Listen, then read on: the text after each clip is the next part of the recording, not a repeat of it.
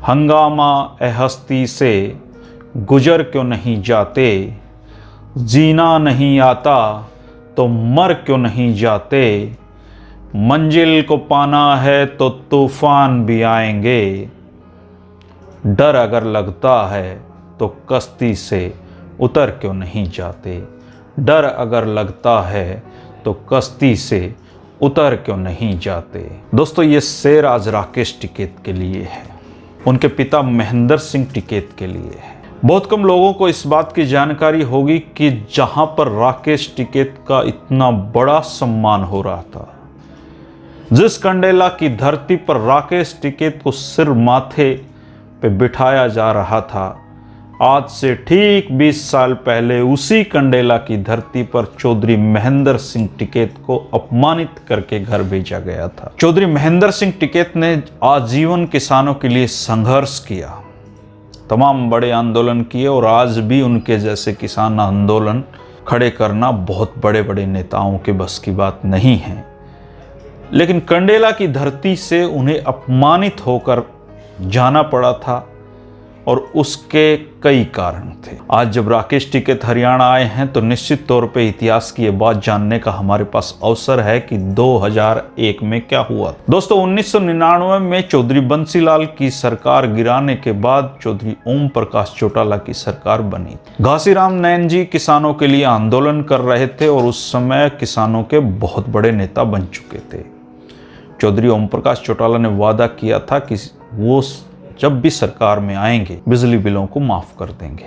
जब उनकी सरकार बनी तो न केवल वो अपने वादे से मुकर गए, बल्कि बिजली बिलों की वसूली के लिए उन्होंने किसानों पर सख्ती करना भी शुरू कर दिया। धीरे धीरे किसानों में गुस्सा बढ़ता गया और ये गुस्सा एक बड़े आंदोलन का रूप ले लिया। घासीराम नैन जी के नेतृत्व में कंडेला में बहुत सारे अधिकारियों को भी बंदी बना लिया। आंदोलन चरम पे था।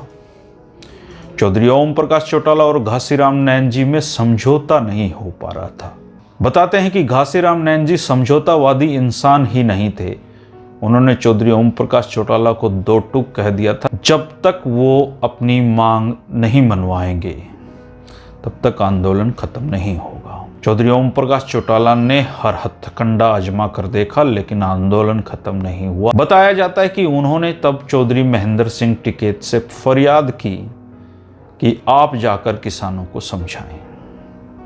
शुरुआत में चौधरी महेंद्र सिंह टिकैत आंदोलन में आना नहीं चाहते थे, लेकिन बहुत ज़्यादा फरियाद के बाद वो 2001 में कंडेला में अपनी जीप में बैठकर पहुंचे। ग्रामीणों ने देखा कि चौधरी महेंद्र सिंह टिकैत आए हैं तो उनके बैठते ही सवाल किया कि आप इतने दिन कहाँ। चौधरी महेंद्र सिंह टिकैत जी के पास इस बात का कोई जवाब नहीं था कि वो कहाँ थे। ग्रामीणों ने कहा कि क्या आपको चौधरी ओम प्रकाश चौटाला ने नहीं भेजा है?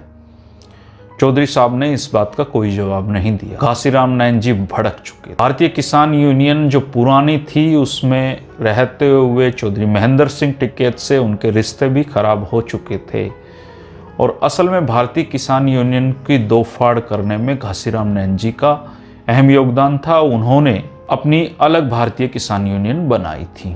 चौधरी महेंद्र सिंह टिकैत कुछ बोल पाते, समझा पाते, इससे पहले ही ग्रामीणों ने उनके साथ हाथापाई शुरू कर दी। बड़ी मुश्किल से चौधरी साहब वहां से निकल पाए। जब वो अपनी जीप के पास पहुंचे तो देखा कि उनकी जीप को भी बुरी तरह से कैसे तोड़फोड़ कर दिया गया था। घासीराम नैन जी उस समय चुपचाप सब देख रहे थे, लेकिन ये भले मानसी रही उस समय कि चौधरी महेंद्र सिंह टिकैत को के साथ ग्रामीण बस इतने पर ही रुक गए। चौधरी महेंद्र सिंह टिकैत अपनी जीप में बैठे, ड्राइवर को चलने के लिए कहा और सीधा पानीपत पहुंचे। पानीपत के किसान भवन में रुके और अगले दिन सिसोली गांव चले गए।